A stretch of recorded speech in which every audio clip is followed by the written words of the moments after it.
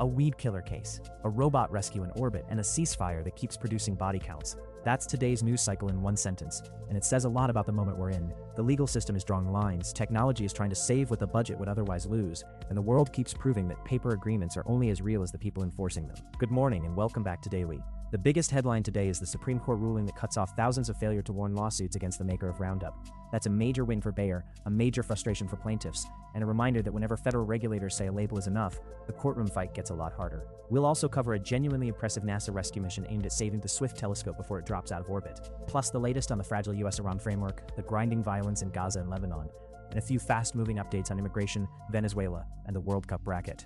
If you're getting value from this, hit the like button and subscribe so you don't miss what's next. The most consequential story today is the Supreme Court's 7-2 ruling in favor of Bayer, the company that now owns Roundup through its purchase of Monsanto. Here's the short version. The court said Roundup cannot keep being sued in state courts for failure to warn about cancer risk because federal regulators already reviewed the product and did not require a cancer warning label. In the court's view, federal law wins here, and states can't impose a separate or different labeling requirement on top of that. That sounds technical, but the impact is huge. We're talking about a mountain of litigation, including some verdicts that reached into the billions, and roughly 200,000 Roundup-related claims have been made against Bayer over the years. For a company, that kind of legal exposure can become a parallel business line of its own. For everyone else, it turns into a long argument over who gets to decide what counts as a warning and what counts as safety, and that's where the dispute gets messy. Bayer says the decision brings regulatory clarity and protects farmers who rely on the product to keep food production efficient and affordable. There's real logic there. American agriculture does not run on slogans, and if a tool is useful, reliable, and approved under federal standards, it matters that companies can actually keep making it without being buried by contradictory rules from 50 different state systems.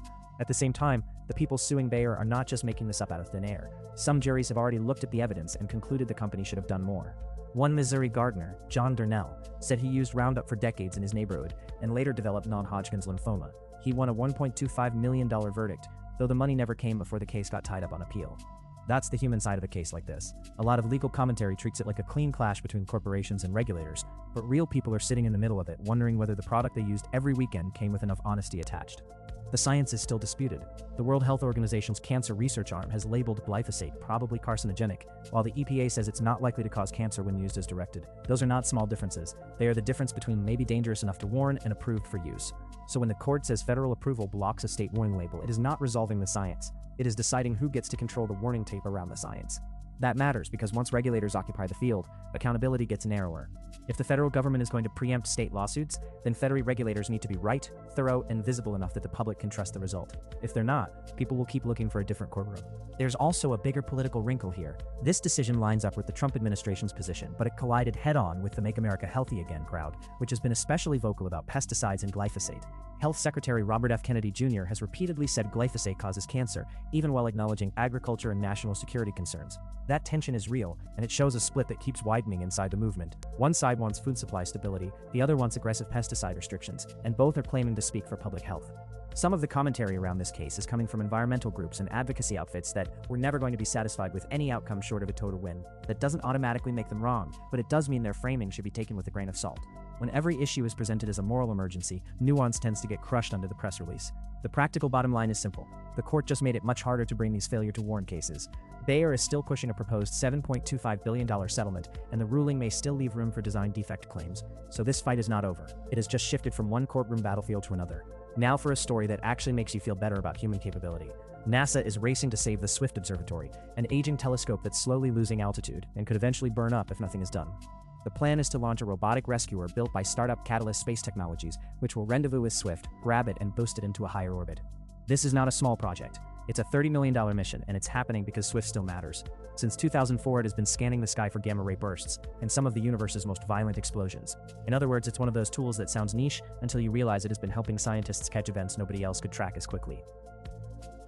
What makes this story stand out is not just the engineering, but the attitude behind it. NASA is basically admitting that a lot of the hardware we've already built is too valuable to throw away just because the orbit is decaying and replacement money is tight. That's a very American instinct, honestly. Fix the machine. Don't just buy a new one if the old one still has life left. The robot itself is tiny compared with the task. It has 3 arms with little grippers, and it's supposed to meet Swift in space, latch on, and push it up to a safer orbit. If that sounds like science fiction, it is. But it's also a test run for an entirely new repair economy in orbit.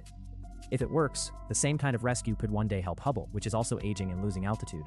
That would be a big deal, because Hubble is not just another satellite, it's a national treasure in the truest sense, not the political slogan sense. And here's the part worth watching. This mission is being done under budget pressure, not luxury. NASA doesn't currently have the money to build a replacement telescope if Swift is lost, so instead of writing it off, they're trying to service it. That's the kind of problem solving that should still get attention in a news cycle dominated by lawsuits, wars, and political theater. Not every big public institution is broken. Some of them are just trying to stay ahead of physics. The foreign policy picture today is still a mess, and the best way to describe it is this: the labels are getting calmer while the reality stays violent. On one side, U.S. and Iranian officials are moving toward a formal signing of an interim agreement in Switzerland. On the other, there are fresh reports of strikes, shipping disruptions, and threats that make the whole arrangement look fragile before the ink is dry. President Trump is talking in the language of brute leverage, saying that if Iran doesn't behave, the U.S. could go right back to bombing. That kind of line may play well to people who like blunt talk, but it also makes it hard to take the diplomatic side seriously when the same administration is selling the framework as stability. Then, there's the Strait of Hormuz, which remains the pressure point in the whole region. Reports say the U.S. has been running covert ship-to-ship operations to keep oil moving, while Iranian-linked forces are trying to assert control over transit routes. Different outlets are describing the terms in different ways, and that usually means the details are still in flux. Bloomberg, Reuters, and regional sources all appear to be circling some version of a deal involving security, investment, and future oversight, but there's enough disagreement that nobody should pretend the final arrangement is settled. Some of the reporting around this has a very obvious angle. That's especially true when you get into the more partisan regional outlets and activist-heavy coverage, which tends to start with the conclusion and work backward. Still, the underlying issue is not fabricated. If commercial shipping needs military escort or political permission, that's a sign the region is still operating under severe strain. Lebanon is part of that same picture. Israeli strikes and shelling have continued there despite the language of a ceasefire or framework deal. Hezbollah says Iran will push for Israeli withdrawal, while Israeli officials reportedly want to keep forces in place until Hezbollah is disarmed. Those are incompatible goals. They cannot both be true in a way that produces lasting peace. Meanwhile, the numbers out of Gaza are staggering. One report says more than 1,000 people have been killed since the latest ceasefire went into effect last year. A separate piece, from a very openly hostile outlet, describes children killed in tent camps on the coast, and water infrastructure so damaged that families are digging wells by hand to survive. The tone there is obviously one-sided, but the human details are not easy to ignore. When children are dying in supposedly protected areas, and when water systems and sanitation are shattered, the difference between a truce and a pause starts to look academic. That doesn't mean every claim and every report should be swallowed whole. It does mean that a government asking for public patience needs to show some actually restraint. If a ceasefire keeps producing shelling, strikes, and dead children, people will notice the gap between the headline and reality. There's also a wider pattern here worth naming. Too many foreign policy debates are framed as if American taxpayers have infinite patience and no right to ask who benefits. The U.S. keeps ending up as the backstop for security arrangements that other countries are perfectly willing to complicate. If Washington is going to keep acting as guarantor, it should at least be honest about the cost and the limits. A few faster updates before we wrap. First, the Supreme Court also let the Trump administration move ahead with ending temporary protected status for Haitians and Syrians. That's another one of those decisions with immediate human consequences and long legal echoes. Supporters will call it a return to statutory discipline. Critics will call it cruel. Either way, the court is again saying that executive power over immigration can move fast when the law gives it room. Next, 15 people in Minnesota were charged after ICE-related protests and immigration crackdown tensions. That story is part of a broader national fight over enforcement, surveillance, and public order. Americans tend to split on immigration, but there's usually more agreement than politicians admit on one point.